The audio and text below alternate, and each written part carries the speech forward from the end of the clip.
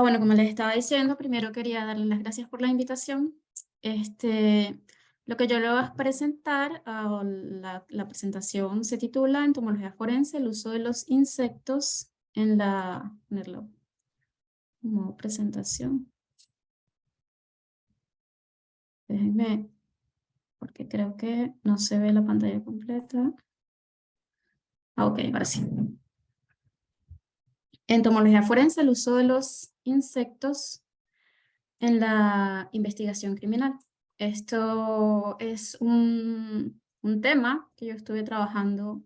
Bueno, antes que nada, déjenme presentarme un poquito más. Yo soy licenciada en biología, ah, tengo una maestría en ecología y durante toda mi carrera he estado trabajando principalmente con ecología de insectos. Se puede decir que una buena formación en lo que es la parte de entomología. Ya vamos a ver qué es eso de entomología y en ecología. Durante mis estudios de licenciatura, como tesis, la investigación para cumplir el requisito de grado, yo trabajé con investigación base en entomología forense. Entonces es un tema que conozco más que todo desde lo que es la investigación básica y no tanto lo que es la aplicación de la entomología forense como una ciencia auxiliar en la medicina legal. Porque como también veremos, esto no es una ciencia que esté muy desarrollada en lo que es la parte de Sudamérica, que es el país de donde yo soy. Ah, entonces, bueno, vamos a empezar. Se mueve. Ok. La presentación que les preparé está estructurada de la siguiente manera. Una pequeña introducción para saber más o menos de qué va esto de la entomología forense. Luego vamos a entrar en generalidades sobre los artrópodos. Los artrópodos, el grupo animal que interesa a la entomología forense, y en especial los insectos. Y dentro de los insectos, dos grupos particularmente importantes, y luego al final, bueno, antes vamos a ver con un poquito más detalles algunos usos de los insectos en la investigación médico-legal. Estos son algunas aplicaciones de la entomología forense. Como les digo, acá tengo cierto conocimiento teórico, porque como les estuve trabajando más en lo que es la investigación de línea base, que como iremos viendo a lo largo de la presentación, es muy importante para llegar a eso, de que la entomología forense pueda ser una ciencia auxiliar en la medicina legal. Luego vamos a finalizar con un poco de ecología, de dípteros de interés forense. Para los que no sepan a qué hace referencia el término díptero, lo vamos a ver más adelante. Esto es el grupo de insectos de mayor importancia en la entomología forense. Ok, vamos a empezar con la introducción. La vida. La vida desde el punto de vista biológico puede entenderse como un conjunto de fenómenos bioquímicos que se rigen por una serie de leyes físicas, químicas y biológicas que dotan al organismo de un equilibrio interno y unos valores constantes. Por tanto, la muerte sería el cese de este equilibrio, el cese de todos estos procesos y por tanto de este equilibrio, desaparición de estos valores constantes que dejan el cuerpo bajo la influencia de factores ambientales, tanto internos como externos. Es importante entender entonces que la muerte no es un momento, la muerte es un proceso. Una vez cesa este equilibrio y todos estos procesos bioquímicos que caracterizan la vida, empiezan una serie de fenómenos denominados fenómenos cadavéricos, los tempranos, que ocurren casi inmediatamente, termina la vida, es lividez, enfriamiento, pérdida de agua, rigidez, y los tardíos, entre los tardíos tenemos los procesos destructores, que son los que dan paso a esa serie de fases de lo que es el proceso de descomposición, ¿sí? Empezando acá brevemente definiendo el proceso fresco, que es donde ocurre la autólisis, que es la destrucción de las células. Acá empieza la actividad de bacterias aeróbicas, o sea, bacterias que dependen de la presencia de oxígeno. Luego tenemos el estado hinchado, donde ya empieza la actividad de otro tipo de bacterias, que son las bacterias anaerobias, y toda esta actividad bacteriana pues produce una gran cantidad de gases que dan ese aspecto hinchado al cuerpo. Luego tenemos la putrefacción activa. Ya acá hay una gran pérdida de lo que es la masa del tejido del cadáver por la gran actividad de insectos que ya tenemos en este momento. Y hay toda la liberación de fluidos y gases que se produjeron en las fases anteriores. El final de esta fase está marcado porque hay una disminución en la actividad de las larvas, que se alimentan principalmente del cuerpo, ya que estas migran fuera del cuerpo para pupar. Bueno, vamos acá a decir un poco qué quiere decir esto de pupar. Estos insectos que se alimentan del cuerpo pertenecen al grupo de insectos, si se quiere, más avanzados en lo que es la escala evolutiva. Ellos presentan un desarrollo que se llama holometábolo, que es que las fases inmaduras son muy diferentes de las fases adultas. Entonces tenemos que viene la mosquita, pone el huevo en la materia orgánica, ¿sí? Que es donde se alimentan estas larvas, el huevo eclosiona, viene la siguiente fase que serían las larvas, y luego dentro de las larvas tienes varias fases larvales. Una vez llega la última fase larval, esta migra porque necesita un sitio seco, generalmente se entierra, para pupar. La pupa es el siguiente estadio que sigue al último estadio larval. Esto es como una fase de quiescencia. Acá el animal no se alimenta.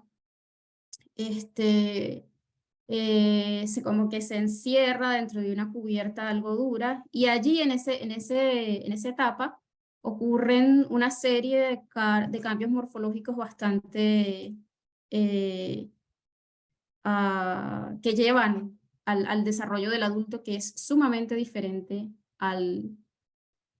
a todas estas fases inmaduras. También tenemos en los efectos tardíos algunos procesos que son conservadores. Estos procesos retrasarían lo que es e incluso detendrían lo que es la putrefacción. Entre estos tenemos la momificación, que es una desecación extrema del cuerpo. Esto ocurre en ambientes donde hay mucho calor, muy poca humedad en el aire y un ambiente árido, se podría decir. La congelación, bueno, a temperaturas muy bajas, eso también detiene la putrefacción y preserva el cuerpo. Y la saponificación, que es la transformación de las grasas corporales en una sustancia parecida al jabón. Esto ocurre generalmente en ambientes con mucha humedad, incluso en cuerpos en el agua. Estos procesos, pues acá son problemáticos porque generalmente en estos procesos pues no hay colonización de insectos, ¿sí? Porque detienen lo que es la putrefacción. Como vamos a ir viendo, todos estos cambios que se dan durante la putrefacción son los que de alguna manera posibilitan la colonización de los insectos. A ver, creo que sí, esto es. No se me vaya a pasar nada porque luego es importante ir aclarando todos estos términos para que se pueda ir fluyendo y puedan ir entendiendo la clase. Bueno, como les había dicho, todos estos procesos hacen que la materia orgánica adquiera unas cualidades que la convierten en alimento idóneo para diferentes grupos de insectos, principalmente dípteros y coleópteros. En un momento vamos a ver qué es esto de dípteros y coleópteros. A todos estos grupos de animales que colonizan cuerpos muertos, en general materia orgánica animal en descomposición, lo denominamos fauna cadavérica. Y como se utilizan como una herramienta en lo que es la medicina forense, el estudio de estos insectos que colonizan los cuerpos se denomina entomología forense. Y acá, bueno, creo que ya se los dije, pero vamos a definirlo formalmente. La entomología forense es el estudio de los insectos y otros artrópodos asociados a los cadáveres como herramienta forense para datar decesos y en algunos casos estimar causas y lugar donde se produjo la muerte. Importante entender que no es una alternativa, es una ciencia auxiliar en la medicina legal. O sea, va en conjunto con los métodos clásicos forenses que se utilizan para datar la muerte, para estimar causas de muerte y todas estas cosas que atañen a la medicina forense.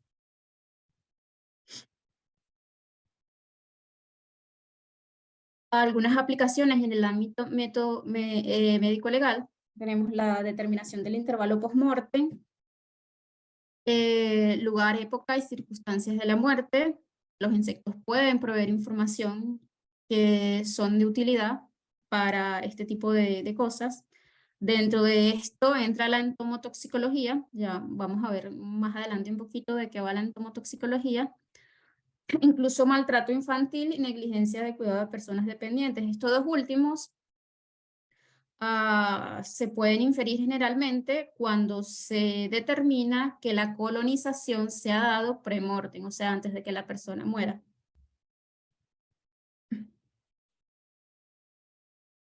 Ahora bien, ya en mente ya con una idea de qué va lo de la entomología forense, vamos a definir qué es la entomología como ciencia en general. Del griego entomos, que significa insecto, y logos, que es ciencia, pues es simplemente el estudio científico de los insectos.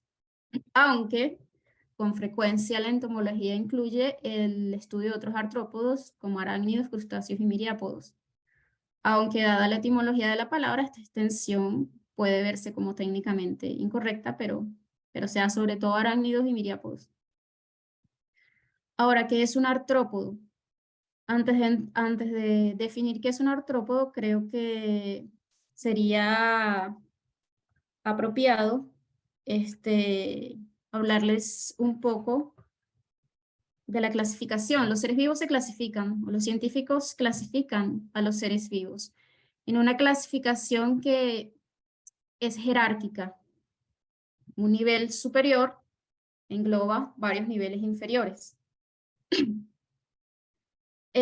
Bueno, y esta clasificación se da por características compartidas, ¿sí? Englobo en una clasificación a un grupo de seres vivos que comparten ciertas características. Los artrópodos son animales, o sea, pertenecen al reino animal. El reino sería una de las niveles de la clasificación más altas en la jerarquía, perteneciente al filum Arthropoda. El filum es una clasificación por debajo del reino.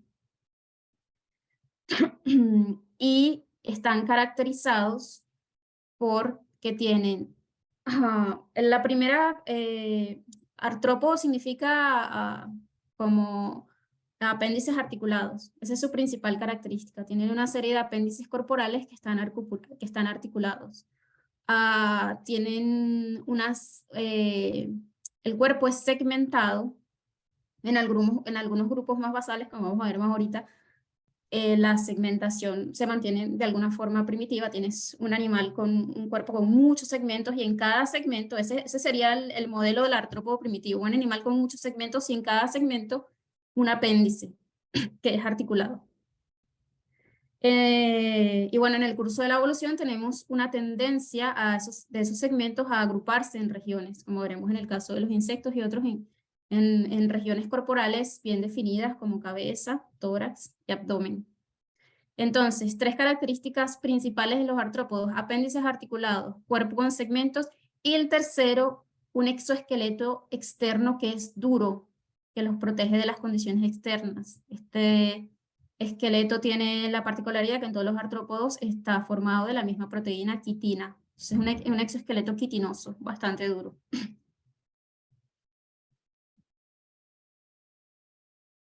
Acá tenemos una clasificación, si se quiere, bastante simplificada de lo que son los artrópodos. Recuerden, les dije, artrópoda, reino animal, filum artrópoda. Luego tenemos una clasificación en subfilums. Tenemos los quelicerados, donde tenemos las arañas. Los quelicerados tienen... Esta clasificación se hace principalmente está simplificando, en base en los segmentos, en las regiones corporales y los apéndices. Por ejemplo, los quelicerados se caracterizan por la presencia de unos apéndices llamados quelíceros. ¿Saben? Como los colmillitos con que las arañas inyectan veneno, esos serían quelíceros, ¿sí? Son apéndices modificados con esa función. Otra cosa que, por ejemplo, diferencia a las arañas son dos regiones corporales, la cabeza y el abdomen, un cefalotórax y un abdomen más o menos del mismo desarrollo. Tenemos el tórax y la cabeza fusionados en un solo segmento. Luego tenemos los crustáceos, que tienen un gran cefalotórax con poco desarrollo de abdomen. Las arañas, por ejemplo, no tienen antenas, los crustáceos tienen dos pares de antenas.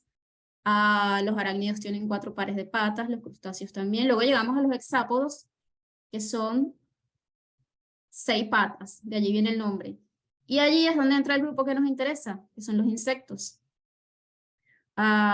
Y bueno, al final tiene los miriápodos, que son esos 100 pies, 1000 pies, ¿saben cuáles son? Y bueno, el grupo que nos interesa son los insectos, pertenecientes al reino animal, al filum Arthropoda, subfilum Hexápoda, y luego tenemos una clasificación por debajo, la clase Insecta. Los insectos son animales pertenecientes a la clase Insecta. Acá tenemos un esquema de clasificación también bastante simplificado. Bueno, no les dije, la ciencia que se encarga de todo esto que estamos hablando de la clasificación es la taxonomía. Entonces esto sería un poco la taxonomía, una muy simplificada porque la taxonomía es una ciencia bastante dura, es bastante difícil y sobre todo dependiendo también del grupo de animales, la taxonomía de insectos es una cosa muy, muy, muy complicada. Entonces tenemos por debajo de la clase insecta los órdenes. Dentro de insecta tenemos más de 20 órdenes, de los cuales nos interesa Diptera y Coleóptera. A fines de esta presentación nosotros nos vamos a centrar mucho más en Diptera porque les dije son los más importantes. ¿Por qué les hablo de todos estos y las clases y todo? Porque luego, cuando más adelante empiece a entrar a hablar de ecología, les voy a decir los dípteros y luego debajo de los dípteros tenemos otra clasificación que es familia. Entonces les voy a empezar a hablar de familias de dípteros. Entonces es bueno que tengan en mente que son insectos que pertenecen al orden Diptera. Y luego por debajo de eso, bueno, ya tenemos la clasificación de género y especie, ¿sí? Si, si no les queda claro algo acá de esto, yo creo que esto sí, si alguien quiere preguntar podría hacerlo. Si no, bueno, puede ser al final también. Pero si hay algo que no entienden y crean que es necesario entender para seguir, pues pueden ponerme una manito acá en el chat o algo y yo paro y me lo preguntan. Ahora, algo muy general, pues lo podemos dejar para el final.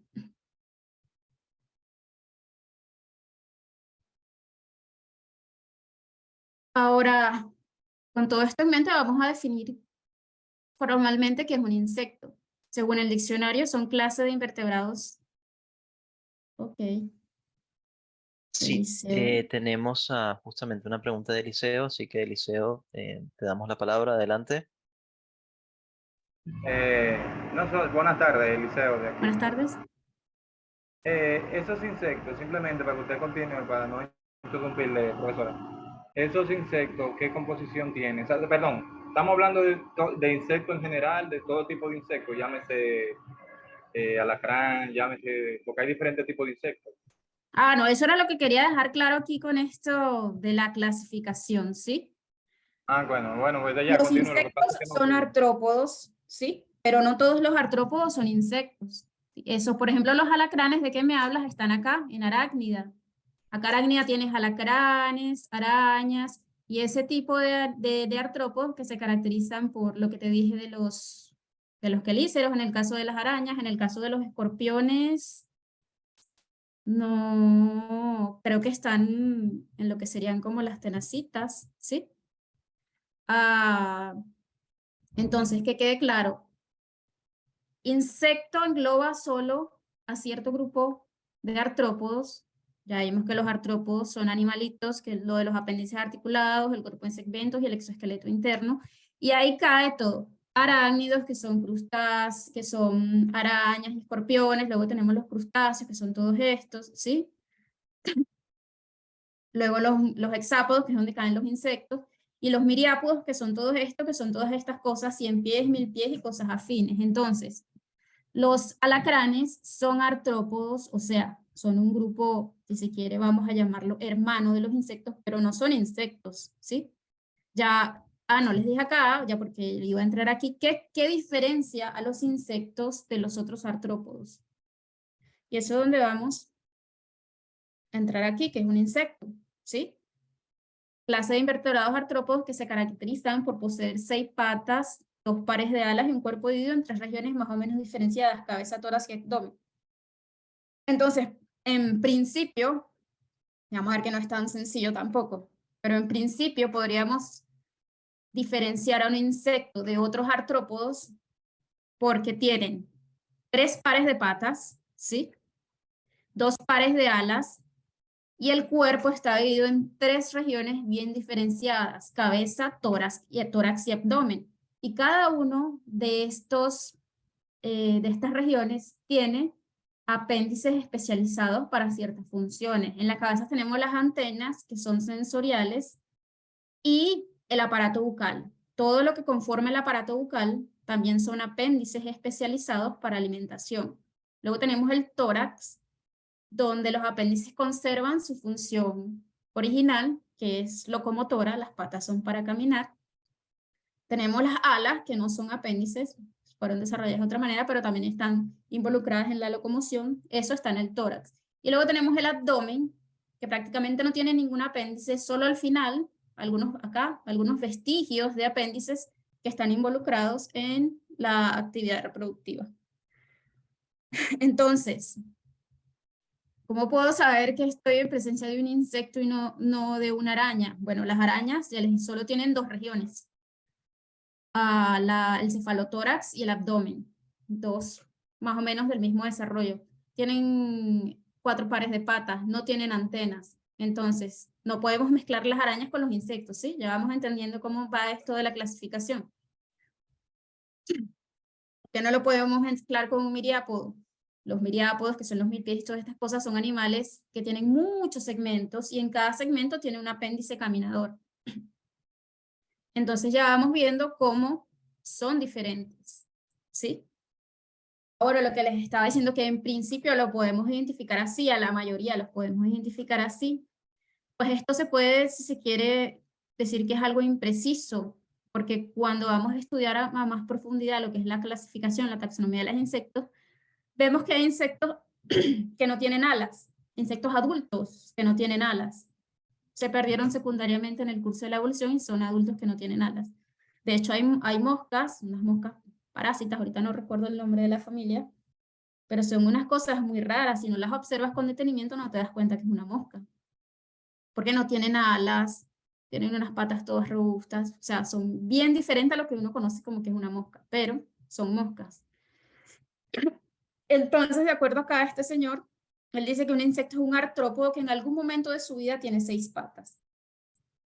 Lo cual en su aparente imprecisión pues es mucho más preciso que esto. Bueno, ¿por qué esto? Porque los inmaduros, veremos, por ejemplo, en el caso de las moscas, los inmaduros no tienen patas. Y en algunos grupos se habla de una propata, no es una pata morfológicamente como esta, no se puede llamar pata. Entonces, esta definición, por ejemplo, no nos sirve si vamos a identificar inmaduros.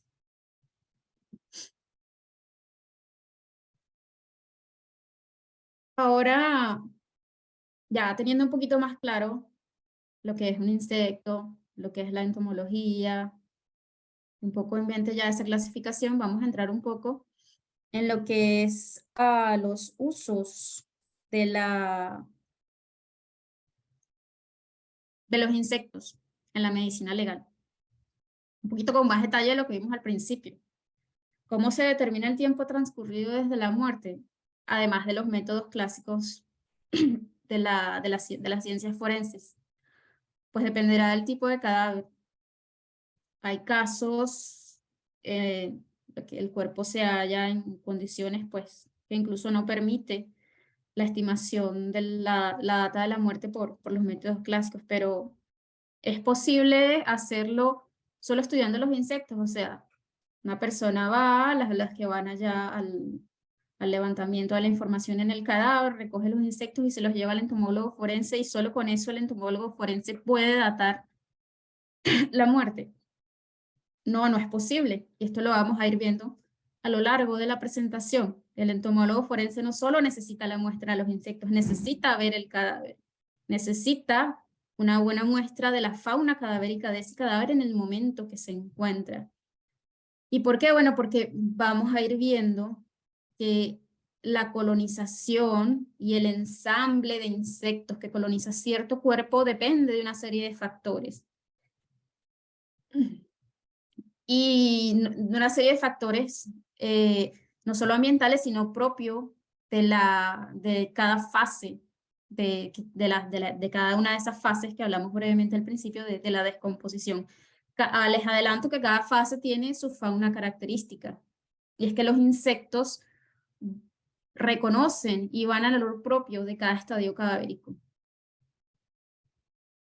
Es impresionante porque solo unos minutos después de que ocurre la muerte puede empezar la colonización por los dípteros. Son los primeros que llegan.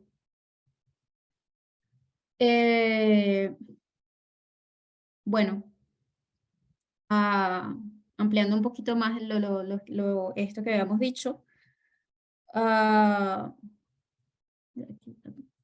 Okay. Los insectos tienen preferencias y necesitan unas condiciones para poner sus huevos y desarrollarse. Por ejemplo, hay umbrales de temperatura por encima y por debajo de los cuales el insecto simplemente no se desarrolla. Incluso la temperatura puede, además de detenerla, puede acelerar o hacer que el desarrollo vaya más lento. Pues algunos insectos tienen otro tipo de preferencias, como lugares con luz, lugares sombreados. No lo colonizan si no se dan ciertas condiciones.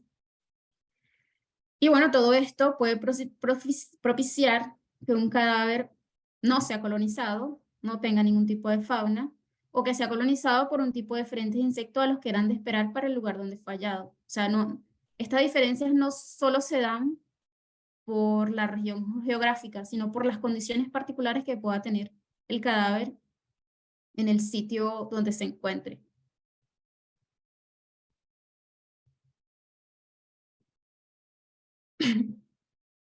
El intervalo post-mortem, bueno, debí definirlo al principio, pero es simplemente el tiempo que pasa desde que ocurre la muerte hasta que se hallan los restos.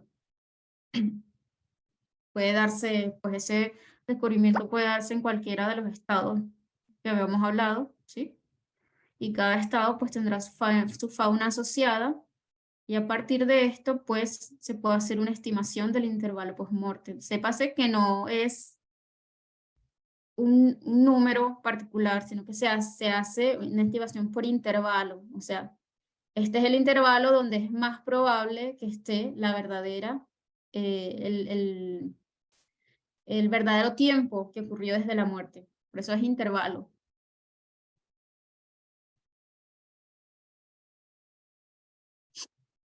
Y esta estimación del intervalo post-muerte está basada en la premisa de que el desarrollo de los insectos depende enteramente de la temperatura.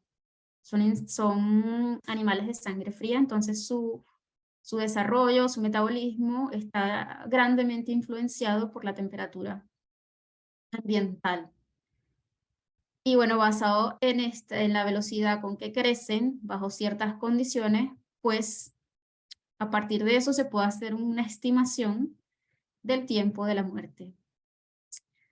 Como les había dicho de los umbrales de temperatura, por encima y por debajo de umbrales específicos, el crecimiento se desacelera o incluso se detiene.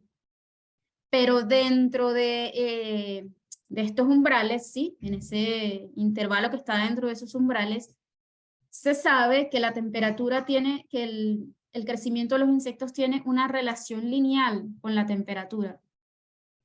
Entonces, a partir de ciertos modelos, según según las larvas que hayas allí en el cuerpo, tú puedes estimar la edad de esa larva. Y la edad de esa larva, pues es una estimación indirecta del intervalo post-mortem. Por eso es sumamente importante todos estos factores que afectan la colonización, que lo retrasan o que lo impiden, ¿sí? Porque yo estoy asumiendo la edad de la larva desde que colonizó hasta que yo la encontré, ¿sí? Pues los modelos más sencillos incluyen la longitud de la larva, ¿sí? Con la edad.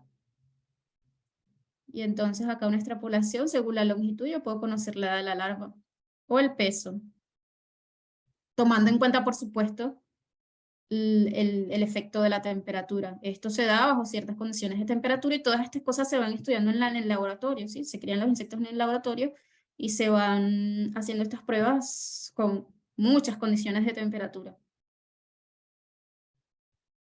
Hay modelos, creo que un poco más complejos, que están basados en como que en la cantidad de energía, de calor que necesita un insecto para pasar de un estadio a otro.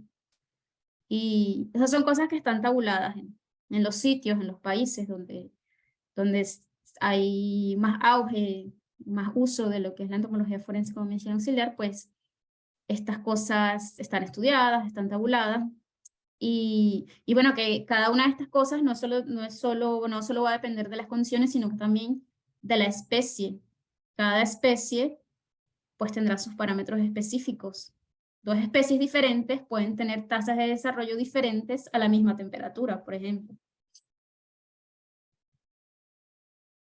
Entonces, es necesario que, en primer lugar, identificar las especies presentes en el cadáver. Esto es súper importante. Lo primero es que tiene que haber una correcta identificación de las especies presentes en el cadáver. O sea, tiene que ser por un experto taxónomo que sepa. Porque ya, si de entrada identifico mal la especie, pues ya iba a tener un error porque, como les dije, las tasas son incluso a la misma temperatura, pueden ser diferentes en dos especies distintas. Por supuesto, necesitamos los datos de temperatura de la estación meteorológica más cercana al sitio donde se halla el cuerpo, ¿sí? Datos de temperatura de la escena, 5 o 7 días después del hallazgo, y corrección de datos utilizando ciertos factores de corrección. Como les dije, estas cosas, cuando están estudiadas, pues se tabulan y todo está tabulado, y lo que se hace es buscar esto en las tablas. Ahora, esto es lo que les había dicho. El umbral superior es diferente para cada especie. Y no solo eso, sino que una misma especie que tiene sus estimaciones para una región geográfica, luego en otra región geográfica puedes tener una estimación de todos estos parámetros de desarrollo que son diferentes, ¿sí? Entonces, quizás, por ejemplo, acá en Venezuela, no podemos, compartimos especies, quizás compartimos alguna especie, pero no puedo usar los datos quizás de una zona más arriba, más fría, sometida a un régimen estacional de cuatro estaciones, pues no puedo utilizar los datos que tienes de esa especie para acá, para mi país, donde la diferencia estacional está marcada simplemente por una variación del régimen de precipitación y no de temperatura. Otro abordaje que ayuda a la estimación del intervalo post-mortem es la sucesión de la fauna cadavérica. Hay que entender estos restos orgánicos en descomposición. Para estos animales representan un microhábitat que es efímero, pero que les provee recursos para su desarrollo, para el desarrollo de una gran variedad de artrópodos sarcosaprófagos, se denominan estos animales que se alimentan de esta materia orgánica en descomposición.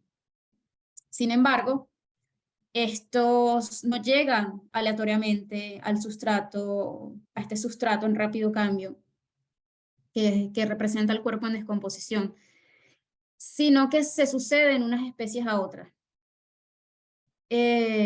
creo que ya lo mencioné, es que hay grupos de especies prefieren ciertos estados específicos. Entonces, por eso no van a llegar aleatoriamente, sino que llegan en un patrón regular de colonización. Y pues si estudias la sucesión cadavérica en diferentes regiones, bajo diferentes condiciones, pues tienes un patrón que podrías predecir. Entonces, más o menos como una idea de cómo se puede usar la fauna cadavérica en la estimación del intervalo post-mortem es que tienes como una matriz de ocurrencia, ¿sí? Con los estados de descomposición y el ensamble de especies para cierto lugar. Y luego tienes en esta etapa, está esto, esto y esto, pero no está esto y esto y esto, y luego en esta etapa tienes estas especies, en esta etapa tienes aunque hay cierto solapamiento, puede haber cierto solapamiento en las etapas y las especies, pues también la proporción en las que están va a cambiar.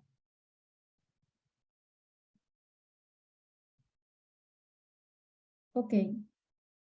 Y no solo es la química de la descomposición que atrae a diferentes insectos, sino que los que llegan primero modifican el sustrato que lo hace ser atractivo para que lleguen otros.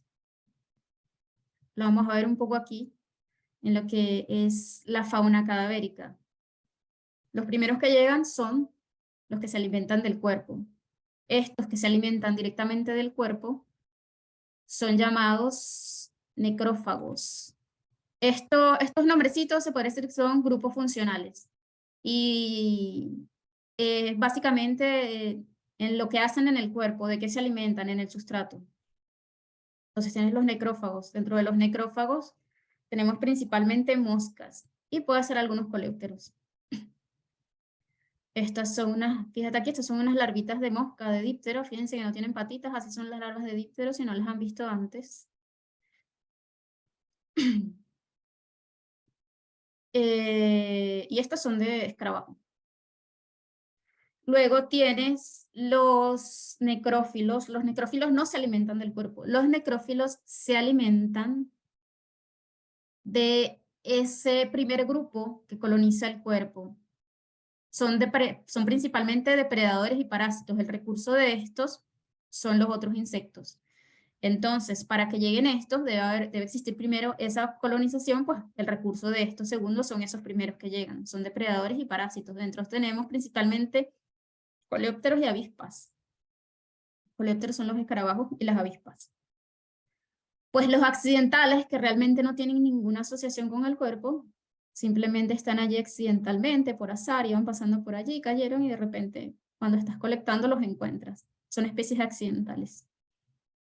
Y los omnívoros que pueden alimentarse tanto del sustrato en descomposición, como de los otros insectos que están allí, o sea, depredadores.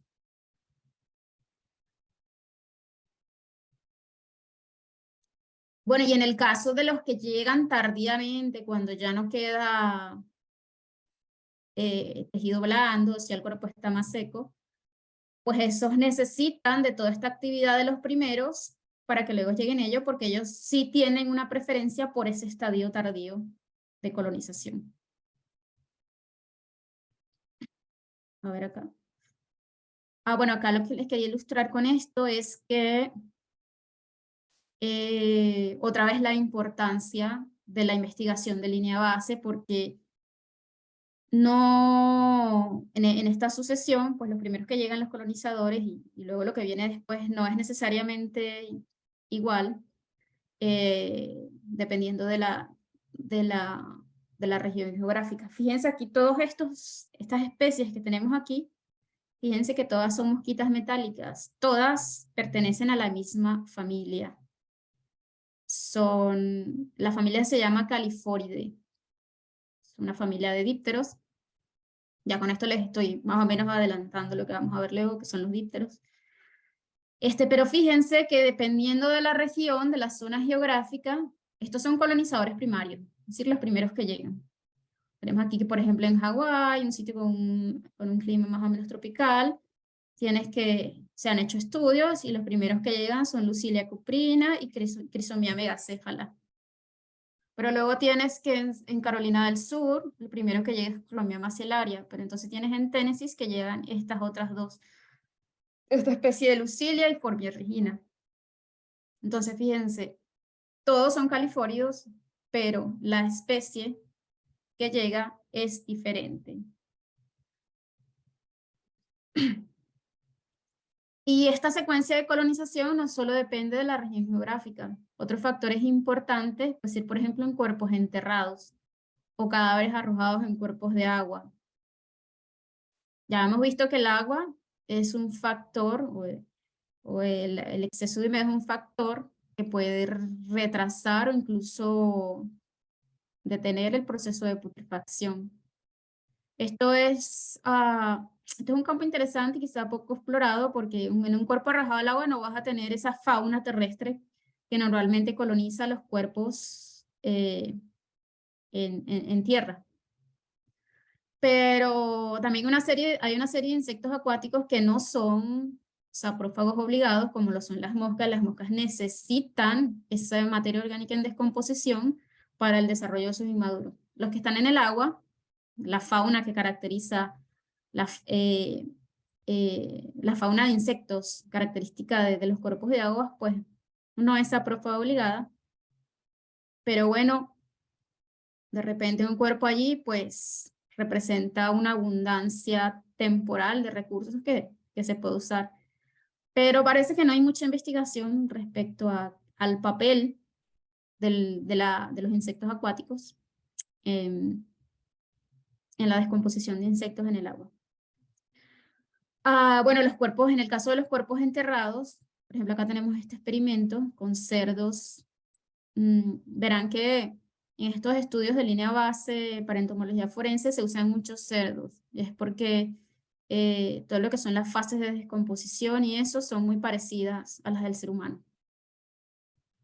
Y encontraron 48 especies de artrópodo. Interesante que 26 especies eran únicas de los cuerpos enterrados, es decir, son especies que solo colonizaban cuerpos enterrados y no cuerpos en la superficie del suelo. Y pues bueno, ya con todo lo que hemos visto, era de esperar que la fauna fuera muy diferente, porque es que en los cuerpos enterrados se alcanza el 80% de la descomposición en 8 semanas. Que en la superficie de la Tierra todo ese mismo proceso ocurre en 7 días. Pues con este dato y con todo lo que hemos visto hasta ahora es de esperarse que la fauna de un cuerpo enterrado, la artropofauna de un cuerpo enterrado sea muy distinta a la de un cuerpo en la superficie.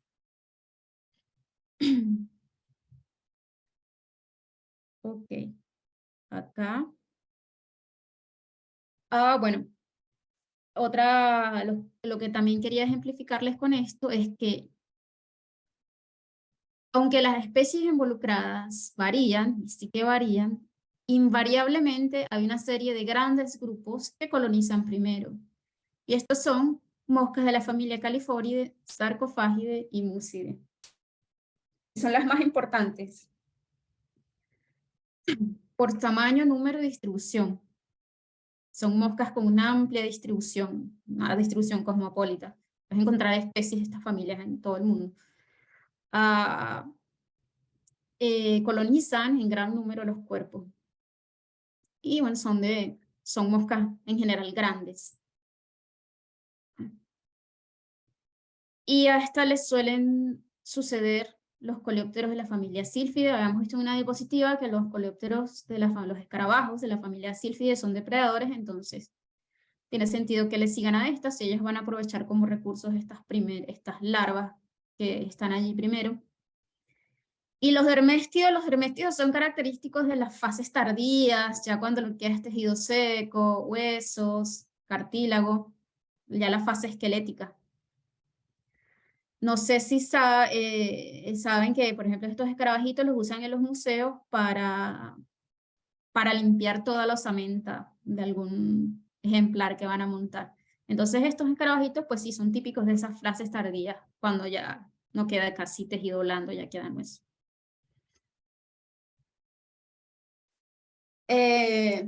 Respecto a causas de muerte, pues bueno, la entomología forense tiene una rama denominada entomotoxicología, que estudia la aplicación de análisis toxicológicos Ay, perdón, creo que no les terminé de cerrar aquí esto de del intervalo postmortem y la sucesión de la fauna cadavérica. Esto es especialmente útil en casos donde la data puede ser mayor a 3 meses, un cuerpo que ya tiene demasiado tiempo y resulta difícil estimarlo por los métodos forenses tradicionales o por el desarrollo de las larvas, porque puede ser que llegaste y ya no quedan larvas. Acuérdense que en lo que es la putrefacción tardía, las larvas migran porque van a pupar. Para eso requieres también la correcta identificación de todas las especies presentes en el momento que se descubrió el cuerpo, y relacionar ese ensamble de ese momento donde se descubrió con la sucesión propia de los cadáveres en las condiciones en las que se encontró el cuerpo y la región geográfica, por supuesto. Igual que los insectos presentes o ausentes localmente en la estación de estudio, porque veremos más adelante que incluso dentro de una misma región geográfica puede haber variaciones de lo que es esta sucesión.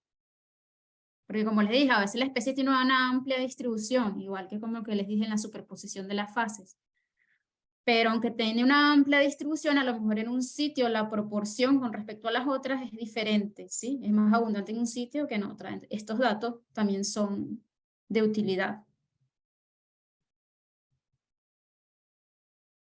Ok, habíamos entrado en lo que es entomotoxicología, la aplicación de análisis toxicológicos en los insectos que se alimentan del cadáver para la identificación de drogas y tóxicos presentes en los tejidos. Ustedes saben que los insectos tienen la capacidad de acumular en sus tejidos sustancias químicas que ingieran. Entonces, si hay un cuerpo que tiene cierta concentración de sustancias en los tejidos, pues esta se acumulará en los insectos que se alimentan de él.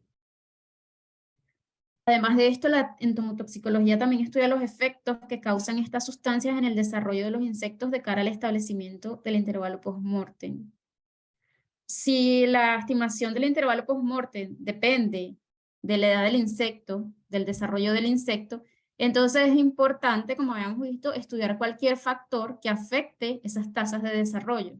Las sustancias químicas pueden acelerar o desacelerar pues ese desarrollo. Entonces, una parte de la entomotoxicología se encarga de estudiar eso. Esto puede llegar a ser útil en cuerpos en estado avanzado de descomposición, donde las fuentes tradicionales con las que se hace toxicología, los tejidos con los que generalmente se hace toxicología, no están disponibles. Entonces los insectos pueden ser una alternativa fiable para análisis toxicológicos. ¿Por qué los insectos vuelan y llegan primero al lugar del suceso? Se alimentan del cadáver y resulta que son buen material para hacer toxicología. Esto es un caso allá muy viejo donde encontraron un cuerpo donde ya no había tejido blando, era un cuerpo ya en la fase esquelética, no había lesiones en el tejido óseo.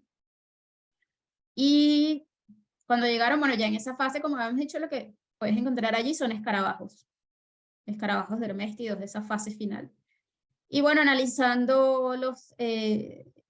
procesando los escarabajos, pues se encontró que la causa de la muerte había sido muerte por sobredosis de cocaína. Esto es simplemente una ejemplificación de cuándo puede ser útil esto de la entomotoxicología.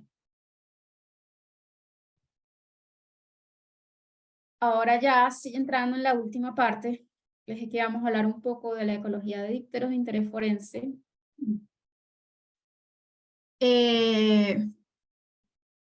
¿Por qué? Porque vamos a hacer énfasis un poco en lo que son los dípteros. Como creo que ya se los mencioné, son de particular interés porque tienen una gran capacidad y eficacia para adaptarse a diferentes condiciones ambientales, por lo que tienen una amplia distribución geográfica. Y esa debe ser la razón por la que invariablemente en todas las regiones geográficas, lo primero que llegan son dípteros. Siempre los colonizadores primarios son dípteros. Y generalmente de esas 3 grandes familias que hablamos, Califóride, Múpside y Sarcófagide. Aunque las especies varían, siempre tenemos que son los dípteros los que llegan primero y que son estas 3 familias. Dentro de estas 3, se ha hecho énfasis en la literatura en la familia Califóride.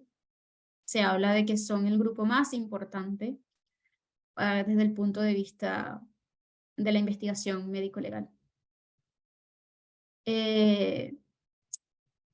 Habíamos visto que también los sarcofágidos son buenos colonizadores. El punto, yo creo, importante aquí es la taxonomía de los sarcofágidos. Es bastante compleja y yo creo que poco estudiada. Entonces, en ese sentido, no es que la taxonomía de Caulifloria sea fácil, pero está como bastante más estudiada y pues sí es más sencillo identificar un califorio que un sarcofágido. Yo en la investigación que hice cuando estaba en pregrado, yo tuve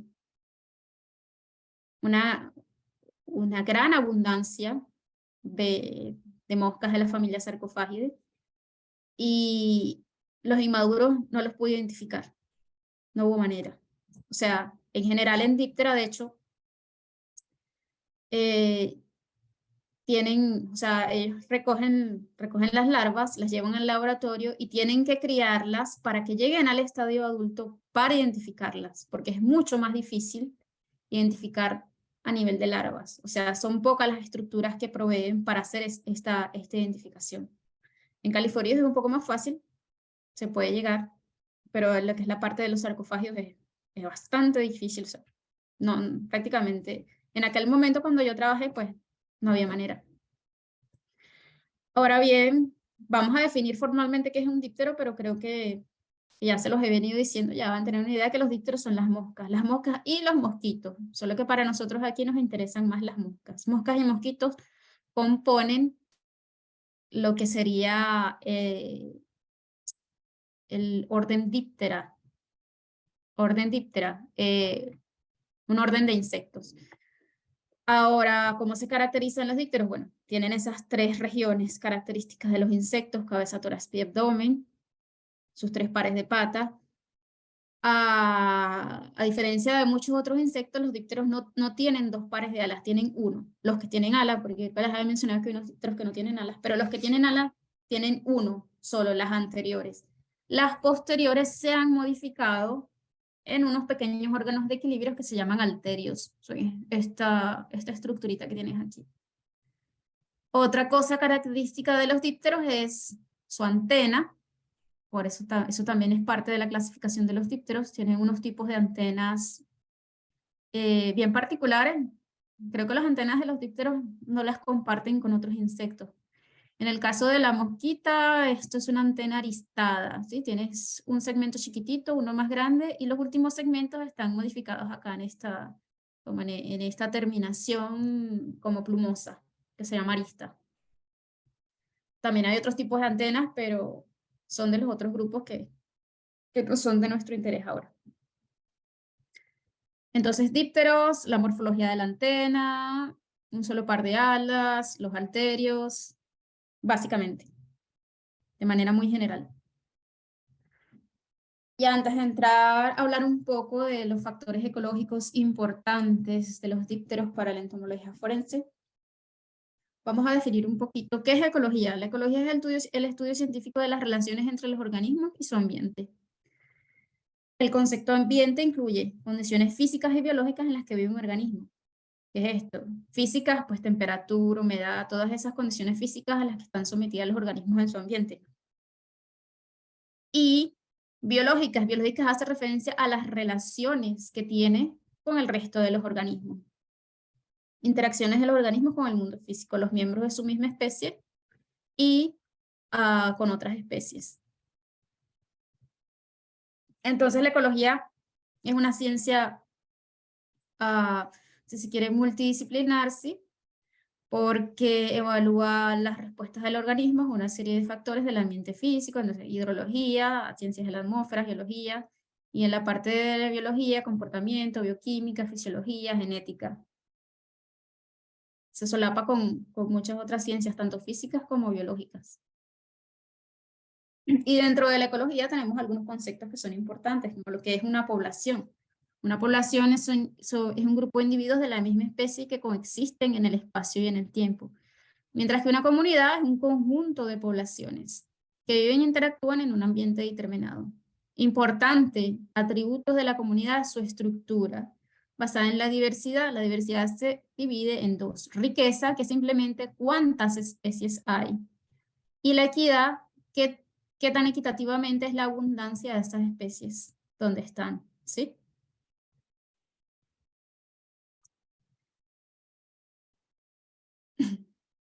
Acá otros conceptos importantes, competencia, depredación y parasitismo son tres tipos de estas relaciones que estábamos hablando entre especies. La competencia, dos organismos que pueden ser de la misma especie o de especies diferentes se afectan negativamente, ¿sí? Puede ser por interferencia directa de uno de los competidores al acceso del recurso o porque reduce la disponibilidad del recurso para la otra especie o interfiere con el acceso al recurso para la otra especie o reduce la disponibilidad. La depredación, bueno, uno se beneficia a expensas del otro, esto no requiere mucha explicación, uno expresa del otro, obviamente sale negativamente afectado el que expresa. El parasitismo, en el parasitismo uno depende del otro.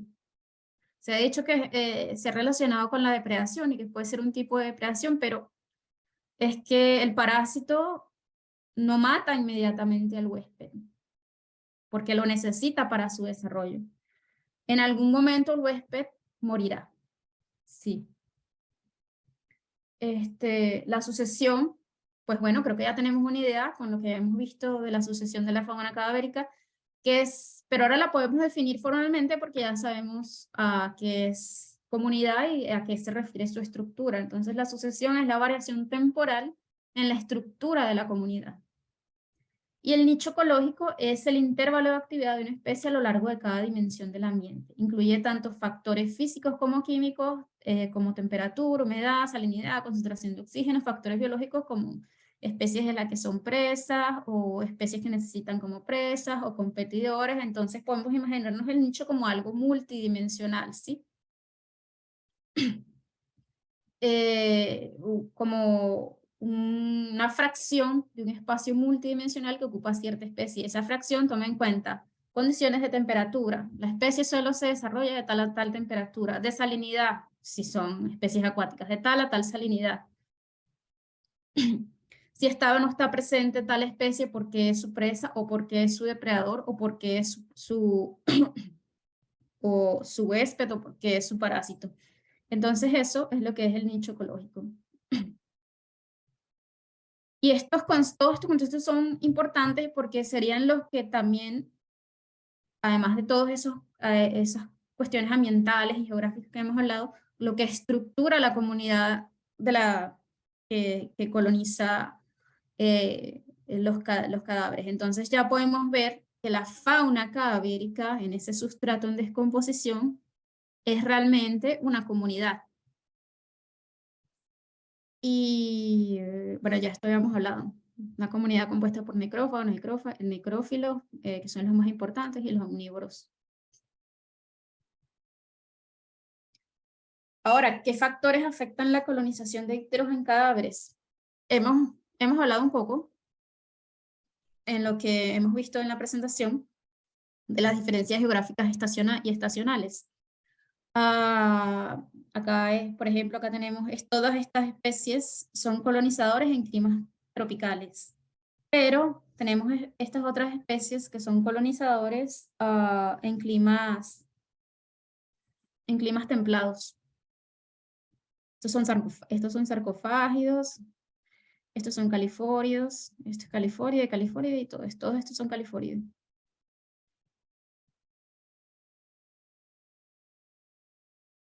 Y esto, bueno, esto es básicamente porque las condiciones ambientales de un clima tropical son sumamente diferentes a lo que serían las condiciones ambientales en un clima templado. Piense que dentro de lo que les había comentado antes, dentro de una misma región geográfica, podemos tener variaciones en la composición de especies. Estos son especies de califóride, acá, y especies de múcide, en 4 sitios esto si no mal recuerdo era la península ibérica. Entonces tienes, por ejemplo, aquí Califora vicina, estaban todos los 4, tiene una amplia distribución, pero tienes a Califora vomitoria, que solo está acá. en esta región. Las áreas sombreadas muestran dónde es una especie dominante. Entonces, bueno, tenemos acá, por ejemplo, esta, tiene 3, acá este es dominante acá este es dominante, está en 3, fíjense aquí lo que les he dicho, que puede haber solapamiento, pero la predominancia puede ser distinta. Esta está acá en 3 sitios, pero solo es predominante aquí. Similar para las especies de Muside. Tenemos unas que solo están en un sitio, tenemos unas con una amplia distribución porque están en 3 sitios, pero su predominancia es diferente. Asociado a lo que son las diferencias geográficas, como les venía diciendo, son los elementos climáticos. Cualquier elemento que tenga un efecto sobre el proceso de putrefacción, ya sea que lo acelere, lo desacelere o lo detenga, va a tener un efecto directo sobre la colonización de los insectos. Tenemos que, por ejemplo, temperaturas muy altas aceleran el proceso de descomposición, mientras que temperaturas bajas lo desacelera. Además, donde hay alta actividad de insectos, tenemos un proceso de putrefacción acelerado también, pues porque los insectos degradan todo ese tejido. Entonces, si la actividad de insectos es muy alta, pues eso se degrada más rápido que en un sitio donde la actividad de los insectos sean mayores. Respecto a la estacionalidad, vamos a ver un poquito más adelante también esto de la estacionalidad, cómo afecta en estos sitios donde hay una marcada estacionalidad con 4 estaciones, cómo cambia la composición de las especies. Y en el caso de los países tropicales, por ejemplo, ya no es tan importante esta variación en la temperatura porque no es eso lo que caracteriza la estacionalidad, sino el régimen de precipitación. Son temperaturas más o menos constantes durante el año, lo que marca la diferencia son los regímenes de precipitación. Y la precipitación es importante porque afecta mucho la actividad de los adultos. Sin adultos, pues no hay larvas. Si el adulto no llega a oviponer, pues no vas a tener larvas, no hay colonización. Y la lluvia disminuye bastante la actividad de los adultos, incluso puede hacer que cese la actividad de los adultos. El tipo de hábitat es importante pues porque tiene un efecto directo sobre todo esto. La temperatura y la humedad. Las temperaturas en un sitio abierto son muy distintas a un sitio boscoso, cerrado.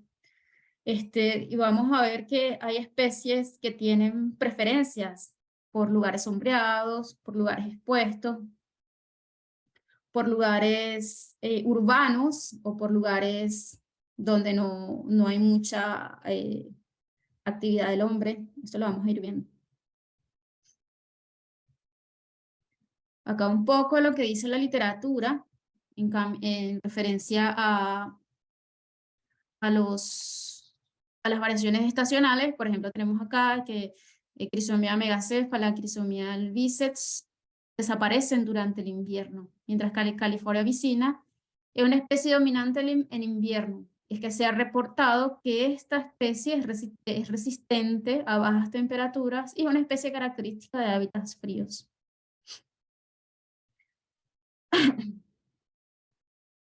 Bueno, incluso acá tenemos que este autor señala que Califora está presente solo, las especies de Califora están presentes solo durante la etapa invernal, mientras que las especies de Lucilia colonizan es en verano, incluso desaparecen cuando la temperatura está por debajo de cierto umbral. Otro factor que afecta ese ensamble de insectos, incluso la colonización que vamos a encontrar sobre un cuerpo, son las interacciones entre especies, esos que vimos de depredación y competencia. De eso también se ha reportado en la literatura. Por ejemplo, acá Crisomia albicets es una especie bastante agresiva, si se quiere. Se ha reportado que cuando hay mucha concentración de Crisomia albicets en un sustrato, pues disminuye o incluso no existe colonización por otras especies.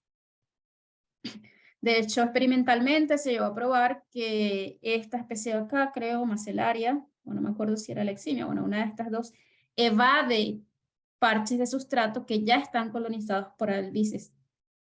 Incluso, no solo por la competencia del recurso, sino que esta de aquí, esta albiceps, se ha llegado a reputar que se come a larvas de otra especie, y cuando está ella sola incluso se puede comer entre ellas mismas.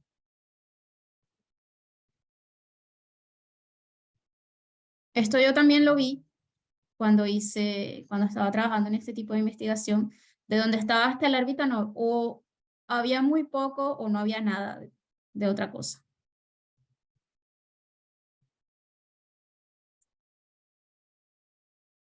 La sinantropía también es un factor importante. ¿Qué es la sinantropía? Es como el grado de asociación de las especies a los hábitats antrópicos. Hábitats antrópicos son aquellos donde hay mucha influencia del hombre.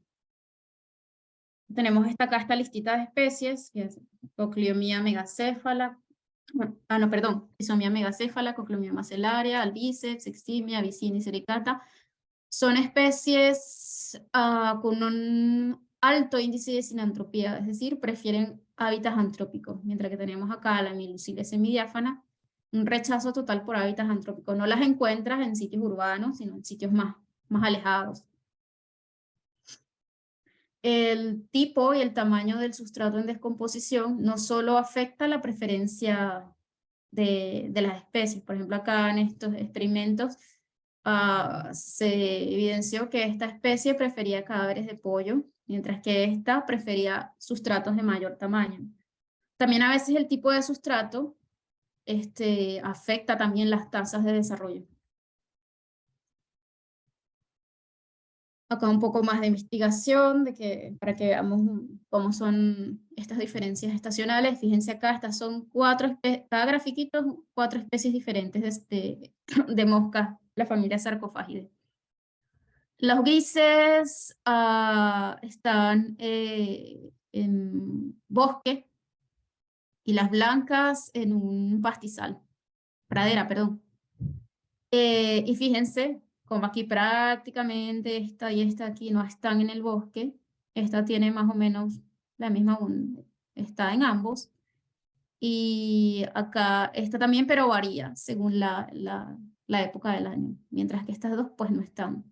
Y acá tenemos, por ejemplo, que estas dos especies estaban fuertemente asociadas con el otoño, estas acá con la primavera y estas acá con el invierno. Y es bastante marcada la diferencia. Esto, incluso fíjense, dentro de una misma zona, de un mismo sitio, pero a diferentes altitudes. También varía la composición de especies. Aquí se ve, por ejemplo, que en altas altitudes tienes a esta especie predominando y esta. Y luego en zonas bajas tenemos abundancia de esta, de Albiceps y parece que de Sericata. Aquí está la Sericata. Esta ni siquiera está no tiene nada acá, prácticamente nada en las alturas mayores. Esto también es variaciones estacionales. Fíjate que cada estación tiene una especie predominante distinta. Acá en esta tenemos en verano Albiceps. Ya habíamos hablado de que Albiceps era una especie predominante en verano, aunque también tiene cierta abundancia importante en primavera.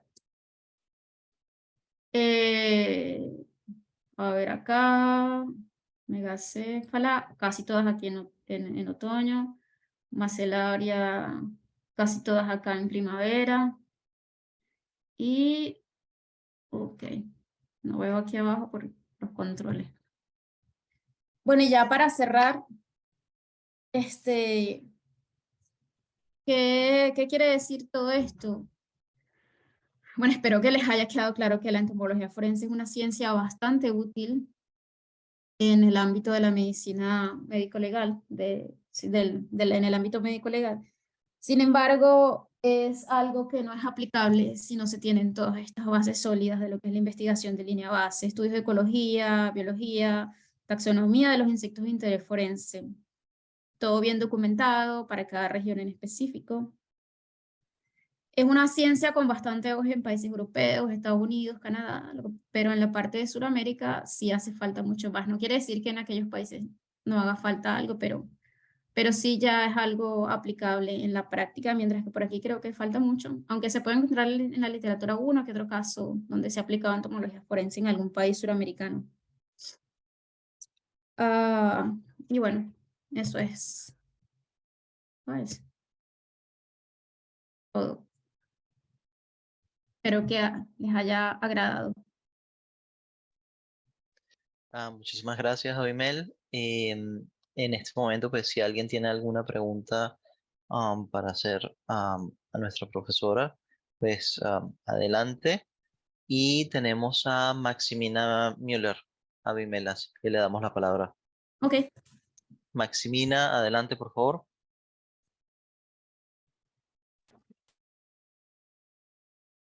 Sí, buenas tardes. buenas. Sí, lo que pasa es que en algunos momentos se me perdió la clase que me iba la conexión. Ok. Hablaba de los insectos que son por estaciones. Entonces, por ejemplo, yo me pregunto, insectos que son de clima muy frío, ¿no hay en abundancia en los climas muy calientes, por ejemplo, como el nuestro en República Dominicana? No, No. no, dependiendo también de la tolerancia del insecto. Como le dije, como había dicho, hay insectos con una gran adaptabilidad a diferentes condiciones ambientales, entonces son esos insectos que tienen una amplia distribución geográfica, incluso llegan a ser cosmopolitas, mientras que hay otros que son menos tolerantes y definitivamente no, si está muy adaptado a un clima frío, pues no lo va a encontrar en un clima caliente, no lo hay. Entonces, la composición de insectos en un país como el suyo, República Dominicana, es muy diferente seguramente a lo que encuentra por allá arriba en Canadá, que es bastante frío. Por Aunque, ejemplo, como les dije, se dan casos en que tiene una amplia distribución, pues bueno, porque es muy adaptable y podría encontrarlo, pero no necesariamente la abundancia y su importancia va a ser igual. En los climas calientes como el nuestro, no hay Por ejemplo, la Califora vomitoria no está en climas calientes. Por ejemplo, Eso podría ser un ejemplo. en los climas muy fríos, vamos a poner como Canadá, los países que son muy fríos, que tienen un largo invierno, ¿no existe entonces los mosquitos que son productores de enfermedades? Los mosquitos. Bueno, esos sitios muy fríos no tienen esos problemas de enfermedades tropicales como tenemos nosotros porque no, los mosquitos no sobreviven bien a esas temperaturas tan altas. Ok, gracias. Aunque ahorita con el cambio climático que hay, que va bajando la temperatura y tal, se han dado casos por allá en Europa que el mosquito llega, pero todavía no es un problema de que se convierta en un problema de salud pública como lo es aquí, porque las condiciones óptimas para el desarrollo de esos animalitos son por aquí las de los climas cálidos. Ok, gracias. A la orden.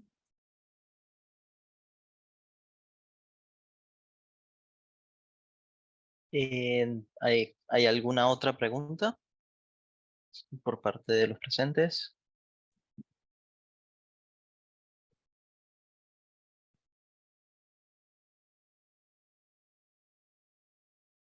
Pues no, al parecer no, Abimel. Lo que sí tienes varios comentarios en el chat, justamente dando las gracias por la claridad y obviamente por lo complicado que es el tema para tratar de consolidarlo en una presentación de una hora, pero ha quedado bastante claro.